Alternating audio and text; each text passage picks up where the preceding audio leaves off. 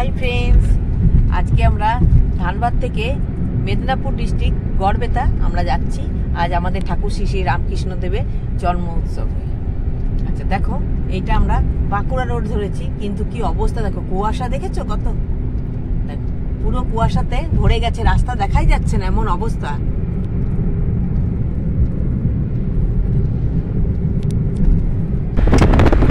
দেখো কি অবস্থা দেখছো, একদম ঘন কুয়াশা, বিপদ সঙ্গে সঙ্গে যাচ্ছে এরকম যেন মনে হচ্ছে। প্রচন্ড ভয় লাগছে এত রোডে। আগে তো ট্রাক চলছে, প্রচুর বাস চলছে, কিন্তু তোমার এটা মুকুন্দপুর